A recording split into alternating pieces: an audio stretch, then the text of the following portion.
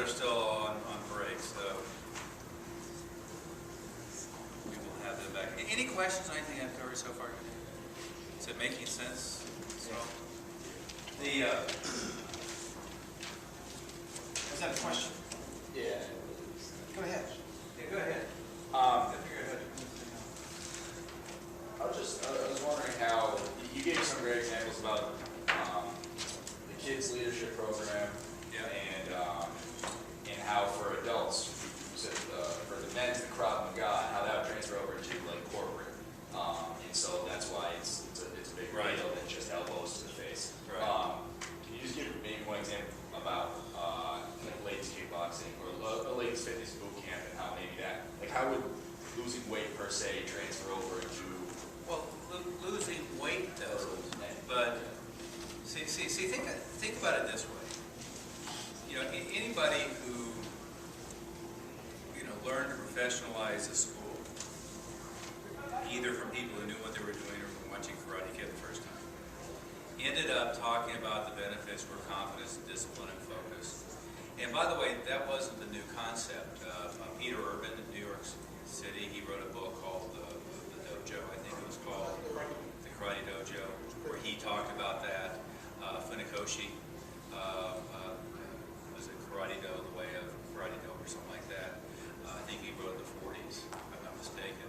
You know, that they both in those books talked about that it was really about personal development. It wasn't about, you know, fighting and so forth. So it's not a new concept. It's just what happens is every generation, the new wave of enthusiasts are so excited about the physical aspect of martial arts that they miss the fact that the reason why people will train in martial arts for a long period of time is about personal development, about combat, right? With the rare exception of a Navy SEAL or a police officer, or, you know, some environment where I really need it, right? So then the question is why they come to you and why they stay. Oftentimes, those two things are a little different, right? So there's a marketing question of how do you get them started to begin with, and then there's a communication process of getting them to see the broader value, and then it's the outcome. Now the outcome, whether I'm 7 or I'm a 52-year-old adult woman, is the same, right? Because what really is going to have an impact on me is how confident I become, how self-disciplined I become.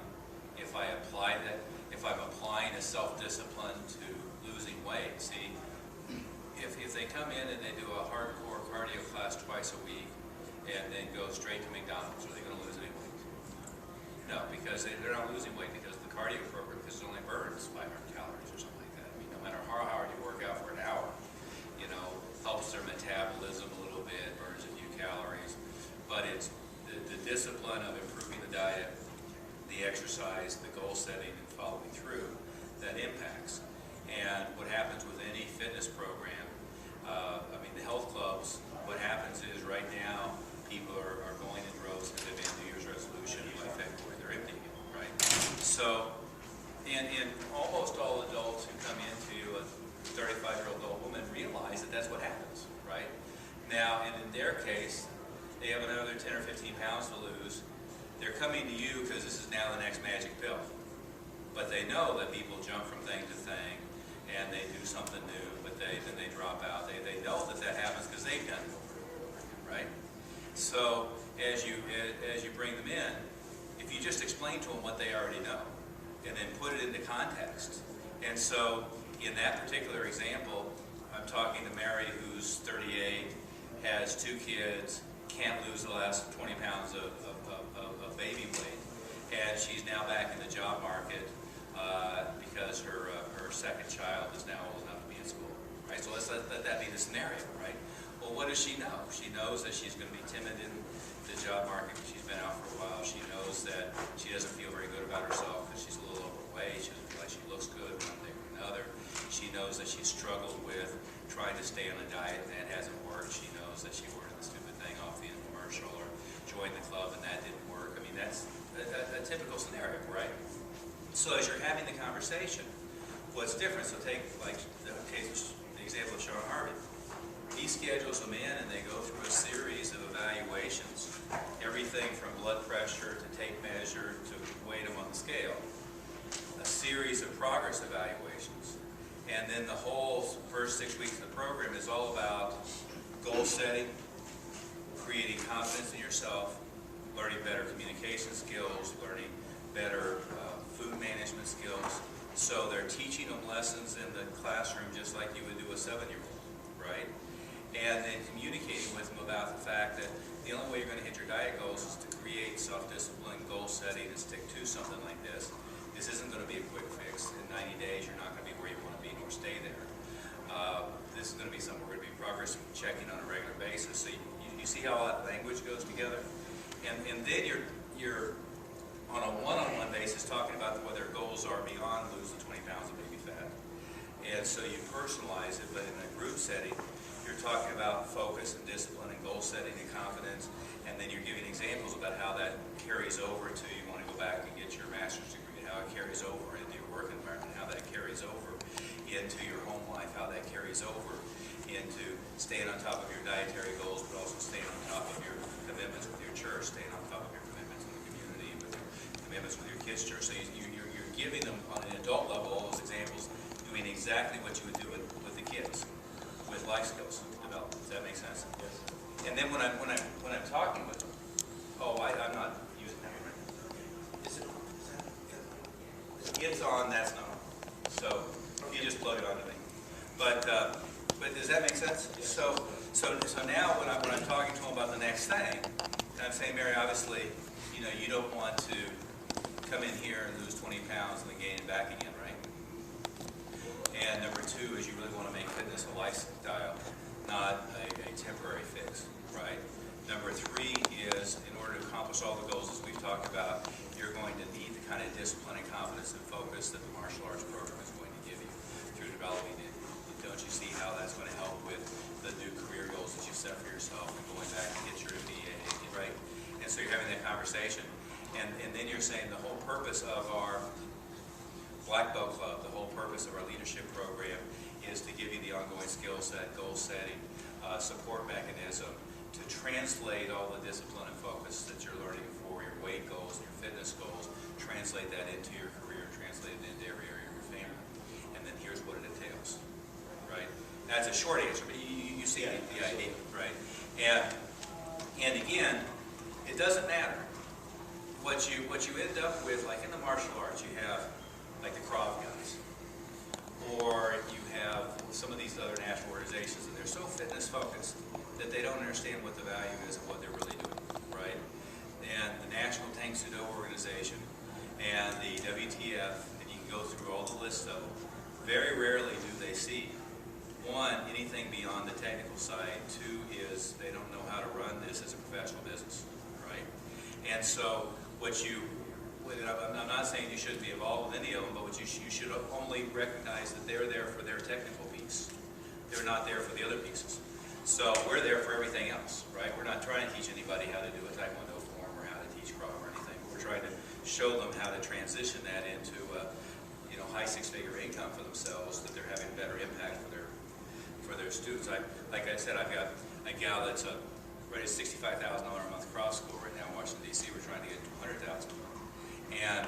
But she has to fight the national group kicking and screaming because they want this, and we want leadership development and so forth. And their version is EFT, and they're dropping like flies like a fitness center, flushing them in and doing that stuff.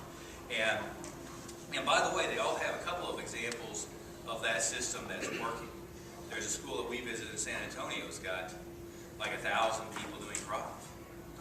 But it's being run like a fitness center, so it's a $29 a month program and a $79 a month program, but they're flushing in a ton of them all the time, flushing out a bunch of them all the time, and scheduling the price point to the level that nobody cancels because they all think they're going to go back. And to me, that's a very difficult model to make work. And on an ethical standpoint, they're not doing anything unethical, but I'd rather have it be, if I'm telling you we're going to teach you confidence, help you do better in your school and so forth, I'd rather we really do that. And you do this for 90 days, we're not going to have done anything. You get to your black belt, we're going to have done a lot. Does that make sense? Okay. So, I mean, a long answer, but to give you an idea. the Krav people, it's Carol Middleton. She's one of our Inner Circle members. We just did a teleconference for her students. So we had all our students come into a teleconference, and I did a presentation for them, right? So we did a live teleconference, but then recorded it so that I'm doing the presentation, interviewing her and her staff and several of her students on the whole thing. It was funny in the middle of it. I kept referring to martial arts, and she said in the middle, well, the Krav organization doesn't think of this as a martial art because it's all about fighting. I said, well, it's okay if they're screwed up, but the reality is. But let me give you a little overview from a different angle here, and let me give you just some sense of what I'm doing, and Master Smith and Master Milroy, and what we're doing with the industry. And you know, over the last couple of years, we've made some modifications really to what the organization that I acquired does and what it is. But we have really seen a broad group of schools that have just had phenomenal results. But let me give you a sense of how it all works. Is we have in NAPMA, and every time that we have success is when I think of it just like being a karate school. And every time that it falters is when somebody else has not thought about it that way. Maybe it's just my frame of reference having been in this industry for 40 years. But with NAPMA, we basically have 3 levels. We have what would be the orientation program for a beginner to come in, and it's called Maximum Impact. But then we have the Black Belt Club, and the Black Belt Club, Toby, I left an iced tea for you at the booth over there. You did? I did. Phenomenal. Thank you very much. But then, I can't tell you how like dehydrated I am. But then we have the next level, which I think of as like the Black Belt Club, right? So it's appropriate for any school that really wants to be full-time, 6-figure income. And then we have the Black Belt class. And then now, frankly, we're implementing the senior Black Belt class, if you will. So what we call it is Maximum Impact is the entry-level beginners. Then we have Peak Performers as our version of Black Belt Club. And it's really about a 36-month curriculum to really put all the pieces together and get somebody where, like I was talking about over there, $500,000 a year school, $250,000 net, or proportionate growth, you know, for a bigger school. I mean, we've got people who are coming. We have one that just came into Inner Circle at $4 million a year, so that we're working on, you know, going from there. But so Peak Performers is like the Black Belt Club, and the Inner Circle are the Black Belts. And what happens with the Black Belt Club is, or the 2 levels here, Maximum Impact and Peak Performers, is Peak Performers combines 2 things that the entry level doesn't. It combines monthly one-on-one coaching. So it's a pre-scheduled appointment every month for support, but more than that, it's a very interactive dialogue. So we're getting stats and profit and loss statements, you know, marketing results, and really staying informed on what's going on in the school owner. So the communication goes from being one-way to 2-way, right? And then when we're doing our one-on-one calls, we're very on top of what's going on than when we do our group meetings. And so we're doing ongoing coaching, staying very interactive on what's going on with the school. And then what we do is we get the Inner Circle and the Peak Performers together every month. Now, in practical terms, they come from all over the world, right? So, you know, we have them in Australia and did have in, you know, in Bahrain, and I mean, all over the world. But in practical terms, what we do is we do a teleconference every month that we don't meet live, and then we meet live quarterly, okay? So this year, we're meeting live at Disney World in Orlando with doing some behind-the-scenes customer service stuff at Disney tied into our 2-day Peak Performers meeting. And then we're going to West Point. So right up here, you know, just north of New York City, right? Hudson would be, yeah, just up the Hudson Valley. So for some reason up here I always get upside down. Somehow I think Philly is north of New York City. But so we're going to go to the campus West Point and really do kind of high-level leadership training, looking at that as an example. And we've got, like, one of my students was, you know, number 2 in his class at West Point, one of my senior Black Belts, who's supposed to be starting at Sterling Belt. His kids are going to be starting at Sterling. This is Kevin Seacrest. And we had Don Southern, one of my friends, was a martial arts instructor for West Point for years. And we have another gentleman we work with, Larry Donithorn, who used to be director of character education at West Point, who wrote the book West Point Way of Leadership. So we're going to tie in leadership development. Then in the summer in August, we're going to do, I'm going to do again, it's called the Ultimate Martial Arts Marketing Boot Camp, but it's really a high-level boot camp. Everything from internet marketing, broadcast media, everything on how to market your school. And then in the fall, we're going to go to Hollywood. We're actually going to go to Disney, LA, and do for the Inner Circle a high-level customer service seminar run by Disney, and then then apply the lessons. So the second level. well, as peak performers and Inner Circle, they're doing this together, but we differentiate like the black belt class and the black belt club. So the black belt class, what it is there will be 15 people in a room. It's a high-level mastermind meeting. Peak performers is more frankly, it's more like a classroom environment like you'd be used to in the martial arts. So if we're trying to get somebody from $18,000 a month to $40,000 a month, that's, again, simple, not easy.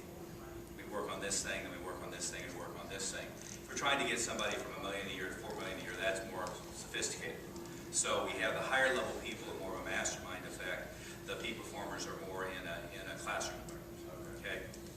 And then the following year, we're going to be at Harvard Business School. So we're going to do an event at Harvard Business School. We're going to do 2013. We're going to do same thing. Inner Circle. Yeah. Their meetings overlap. So we'll do 2 days in Inner Circle, 2 days of peak performers, and they overlap. So all of the peak performers get to work with the Inner Circle for at least half a day. And they both get one call a month? Yes. Yeah. Okay. Yeah. Well. Three conference calls and one call. Yeah. We do 2,500 videos.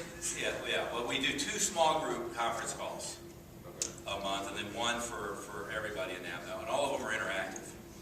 But the calls are like a small group class call for Inner Circle and peak performers, and then we do one with everybody in NAPMA. But it's also interactive, right? The bigger NAPMA calls, sometimes they submit questions by email because it makes it easier to get through. The smaller ones are very interactive, so it's sharing with everybody. 30 minutes with you, with the one-on-ones at 30 minutes? Yes. 20 minutes usually. 20, okay. Without getting into too much minutia, but what we do with that is we start with a thorough evaluation, not meaning a five-page evaluation. What I do is either Toby or I get everything about your school, what you've been doing in advertising, what you're charging, what your curriculum is, class schedule, what the contracts look like now, P&L for the last year, stats, and a lot of people don't really know their numbers very well. But we try to get everything about the school where you're at right now. And then we'll spend about a week going through everything. And so our starting point is starting from that level of understanding. And typically we'll do an hour or two to begin with to really go through, because there'll be some low-hanging fruit. It'll be in the sales process, you should fix this, and in the tuition structure, we want to do this, and on this thing, you should do this. And by the way, I saw that your payroll is 52% of the gross, and we just had one where we just negotiated a rent down from $8,200 to $3,900 a month, right?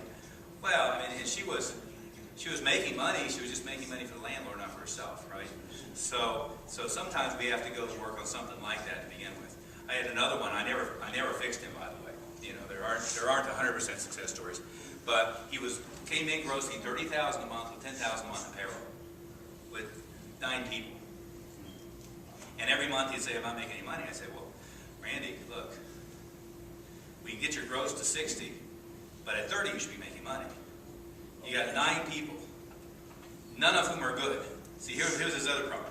He had 9 mediocre people, none of whom he would fire, paying $10,000 a month in payroll without including himself, and wouldn't fix it, right? So, we have that. John was one of those too. He fixed it, but we gradually have Fixed one of them. He made headway. Yeah. He made headway. He's moving. Yeah. Movement is good. Forward movement is good. But so in practical terms, we go through everything and really get an understanding of where you're at now, right? Probably 80% of what we go through isn't going to be relevant to worry about right now. 20% is low-hanging fruit, right? And then we figure out what the starting point is. Usually the starting point is fix the tuition structure, upgrade, fix the enrollment process, fix the renewal process, do a renewal list for the existing students, move them up into a new level, and then open the pipeline and put more people in and put them in the right place. I mean, honestly, that's the deal. And, over a period of a year, you can use at least double the gross with that. Well, Mr. Marshall, the part that you just said, though, I think that, be careful not to miss this, right? Is that it's the 80-20 rule, right? Almost everybody, especially because I work with public performers at the beginning especially, and almost all of the beginning part of the process is scraping away the clutter. Because there's 8 million things you can go focus on. You know what I'm saying? It's really about kind of like paring down what are the 4 things that are going to make money like now. Yeah, I had focused over that earlier. And focus now on that. Ironically, there's a lot of $30,000 to $50,000 a month schools that I'm working with directly, or Toby's working with directly, that it's not that they're not doing a decent growth, it's that they've made their life 4 times more complicated than it needs to be, and many times aren't making the kind of net they should. I was talking to one recently that has, kind of like his, but they have, what was the number, 420 active. Where are they at? They're in Kansas, I think. They were Kansas, Arkansas, husband-wife team. Okay, Come to me in a second. But they have 420 students grossing less than $40,000 a month with 6 different programs, right? And really what they're doing is they're both working 80 hours a week. Now it's the husband and the ex-wife, right? They're divorced, but they're still working together. which, by the way, is something that the MMA market is in danger of embarking. They're in danger of embarking on too many No, not in danger, almost all over there. undervalued programs without leveraging one. They have like 5 things going on. We talked to a lot of them that are running a Brazilian Jiu-Jitsu program, an MMA program, a Muay Thai program, a women's cardio program, and a Krav program. Well, or even they're all, or they have 5 programs and each one has 20 people, and it doesn't make any sense, right? Even if they're charging $200 a month for each one. And I would think that Why not have 400 in this thing, and then we can, because if you're attracting adult men, you can do just fine with Krav, with Muay Thai, with Brazilian Jiu-Jitsu, or with some kind of whatever, however you mix match it, an MMA program that's a real program. But you don't need all 4. Now, our guys in Houston have convinced me that you need, if you have Brazilian Jiu-Jitsu, you probably need also one that's kicking and punching. And the way they convinced me is I'm this. First time I did Brazilian Jiu-Jitsu, it was with Carlos Machado. It was at Chuck Norris's ranch in his garage in Houston in August with Carlos sitting on my chest, farting and sweating on me. And I'm not besmirching Carlos, he's a nice guy. But that's just my recollection of, mosquitoes the size of Mack trucks. And I just decided I don't like this idea of rolling around with another male, right? But Eric, again, they're running a huge operation, but he's got his master's in psychology. He was an international wrestling champion and jiu-jitsu champion. He described me to me. He said, well, the reason we have the Muay Thai program is some percentage of the male population, probably about 20%, who didn't grow up with brothers, never got used to wrestling in one thing or another and don't want to do anything that's grappling, but they're okay with kicking or punching. And he convinced me because he was describing me, right? Yeah, so there's some portion that's that. The other thing I've rarely seen is I've ever seen an adult women program in Brazilian Jiu-Jitsu. It just seems like the Brazilian Jiu-Jitsu is a male activity predominantly, not a female activity predominantly. But we're going through the structure, and really, so what we do with peak performers is you get a bunch of stuff physically. I mean, DVDs and CDs. You can tell. You get overwhelmed with stuff, right? And so you're going to get, Jeff Smith walking you through the renewal process, me walking you through the enrollment process, as much stuff as you could ever have, right? What I discovered after talking to hundreds of school owners is it didn't matter really how much stuff they were doing in many cases, because if somebody wasn't kicking them in the butt and patting them on the back and pointing them in the right direction, sometimes they didn't implement it, right?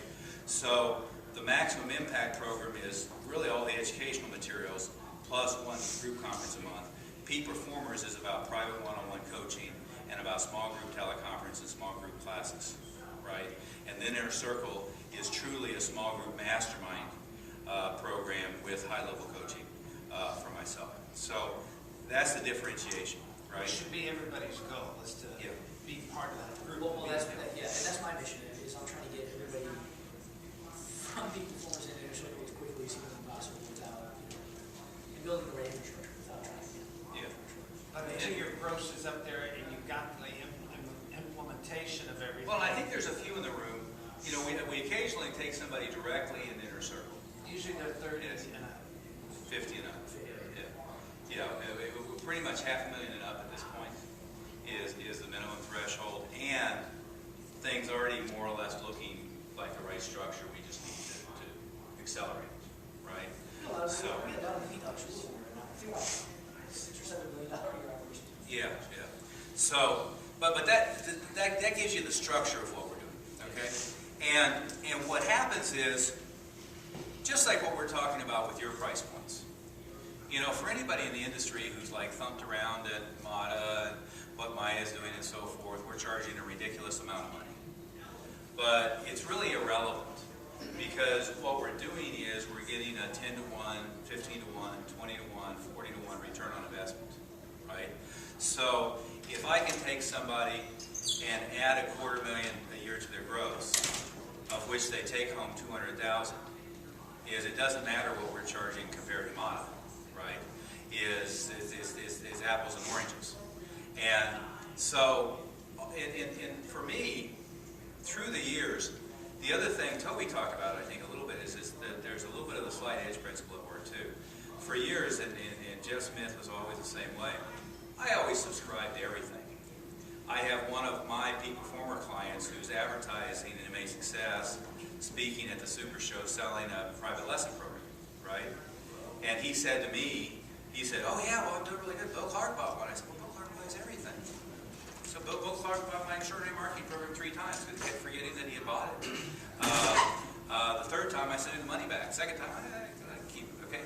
I used to do that with Dan Kennedy, by the way. I was subscribed to a high-level, what he called the info marketing newsletter. It was like $300.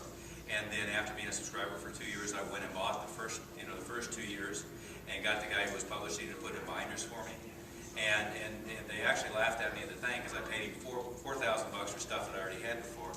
And he said, why did you do that? I said, well, I've been marking on it and highlighting it, and I don't have, and now I want to go back and reread it from the beginning, but I don't have the stuff. And then Pete, who was the guy doing it, said, well, can I just bill you once a year to resend you the whole thing? I said, yeah. You know, my answer was sure. Because if you're sending it to me monthly, I'm not organized enough to put it in the thing, and I want to consume it. But if you just send me the whole thing once a year, I'd be tickled to death. I'll pay double. You know, I was serious, right? But the slight edge idea is, you know, get everything. But the problem with our industry is a lot of it is crap, and a lot of it's incongruent, right? So all of a sudden you do something from here, you do something from here, you do something from here. You know, Melanie Schumann, you know, she put together the little Ninjas program for NAPMA, which was done long before I owned the place. But then she took the idea to the next level, the next level, the next level, and this was great. This, and this doesn't work, right? So sometimes you've just got to be careful about, you know, somebody expands upon an idea that's a pretty good idea. I mean, Little Ninjas is a great way to bring in 3-year-olds and get them ready to mainstream into your kids' program. It's a lousy place for them to be for 3 years, right? And the other thing is she teaches a pricing point that doesn't work, and doesn't have a renewal process, and doesn't have an upgrade system, and doesn't have any of the other stuff in place. Jim Grade, the UBC thing, is Jim got mad at me one time because I said, well, why the hell do you want to do that? They're bringing him in for 6 weeks, but he sat down and he did put in an upgrade process and get it all to work. I worked with him a little bit on it. He mostly did it, but mostly because I pissed him off, because I was telling a bunch of his clients, well, why the hell do you do that? Because, you know, what's next? But then when he fixed it, now it's a real program, right? So, you know, you've got to be aware of that. But generally, so what happens with maximum impact at the entry level is we're giving you SLICs, marketing ideas, and gold team reports, which is our leadership program, lessons, and black belt club information and support tools, and PR releases. I mean, all kinds of stuff. You know, big chunks of stuff.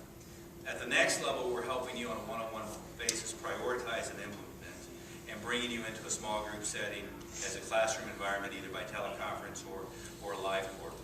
And then our live quarterly is really now moving to another level where we're either going to do market. The following year, we're going to do the complete internet marketing bootcamp, right? So we're going to do 3 days on just how to market a martial arts school online. So we're taking that to a much, much higher level with the small classes. And then, like I said, Inner Circle is the big schools at the highest level. The second level, if my gym came to you with, and we showed you what we were working with right now, and you were happy with whatever the level was, can you go to the second level, or does everyone have to come up to the first level, no matter where you're at? No, mostly we're putting people directly into peak performers. Okay? The one where you do the evaluation. Yeah. Exactly. If you said to me, I'm part-time, I have 30 students, and I'd like to incrementally grow, maximum impact is the place to be. The other thing is going to annoy you and annoy us, and it's going to be way overkill, right? But if you're running a full-time school or want to be quickly, the place to be, and we have a couple peak performers that we're helping to put together the business plan to do a start, right? Mostly, though, peak performers is $12,000 to $40,000 a month schools. Mostly Inner Circle is $500,000 to sky's the limit, right?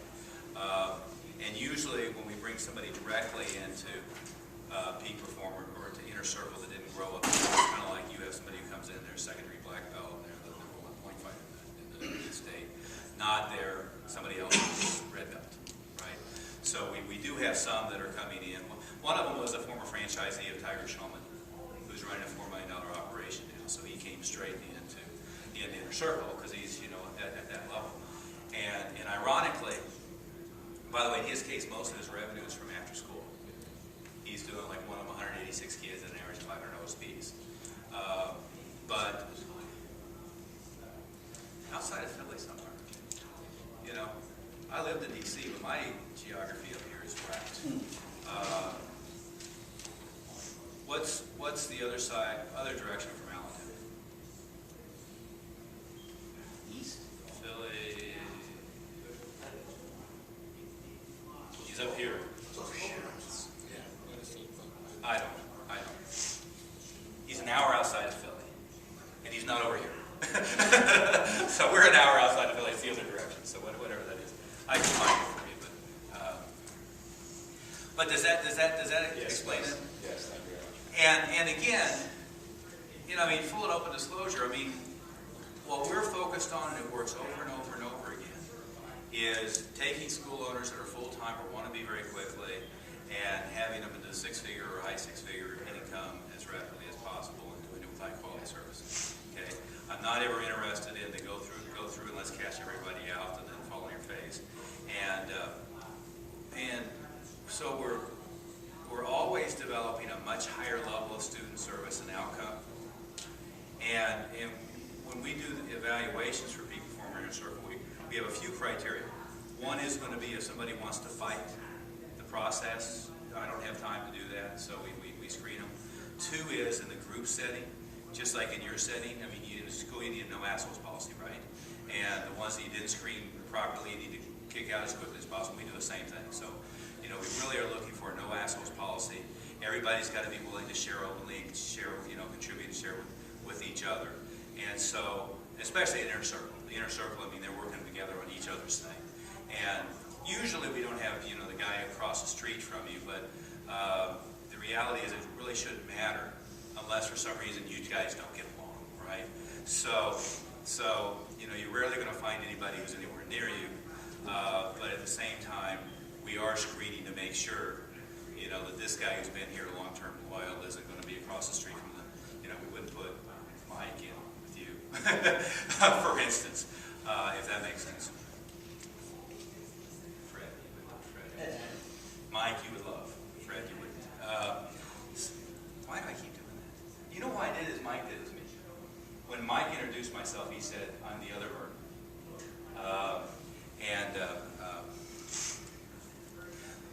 Does that make sense? Anybody have any questions on any of that stuff before I turn you over to Master Smith? So the question I always ask you when we get on the phone is this, so you might write it down and think about it, is Where specifically do you want to be by the end of 2012? And active count, gross, and net for sure would be 3 components of that, right? What's the most important component? Net. It's always most important is how much you keep, combined with super high quality service. Okay? Don't get so thrilled about having a high gross if you're not keeping it, right? So that's the first question I always ask. And if I'm talking to somebody who's doing $10,000 a month now, and they said, I'd be tickled to death if I'm at 11.5 by the end of the year, that's not what we're looking for, right? But if somebody says, well, we're at 22 now, I'd like to be at 50, that I can do. And there was a great Steve Jobs quote that I had shared with a lot of people, and I don't remember it specifically, but he said basically something that people have been teasing me about a long time. So when I came across it, I like immortalized it. But the thing is my paraphrase of it is, it's easier to do it fast and big than it is to do it incremental. Okay? And he said he's been involved with things where he make incremental improvement, but just never interested in it very well and never was particularly good at it. He's better at big leaps. And I think that's true in your school. And maybe it's just the way I started out. I started out by going from 0 to 1,500 students in 18 months, right? And what I've been good at over the years is jump into a school with 50 students and get it to 300, jump into a school doing 10,000 a month and get it to 50. But I'm not particularly good at going from 20 to 21 to 22 to 24. I mean, it just bores me. So therefore, I'm not particularly good at helping people do that either, to tell you the truth. So to just give you a sense. So let me turn you over to Grandmaster Smith. If you don't, I'll give you a little bit of his background that you probably already know, but Master Smith over here started martial arts in 1963 and 1964. I started in 1969, but he's a lot older than I am. So, but if you didn't know it, he was the #1 point fighter in the country. And then when they launched kickboxing, he and Joe Louis and Bill Boss and Isaiah Stuage, all 4 of you were actually in Europe, right? He was there too. Were the first world kickboxing champions. And when Grandmaster Smith won the world title, he was already the general manager for the Junri Institute and head instructor. There was 9 locations in Washington, D.C. at the time. So he was training all the instructors and training all the program directors and fighting professionally. And really has most consistently, more so than anybody I can think of in the world, has run a professional, high 6-figure income, high 6-figure revenue school for over 40 years, and went through a cycle of running the Junri Institute, which grew to about, I think, 14 locations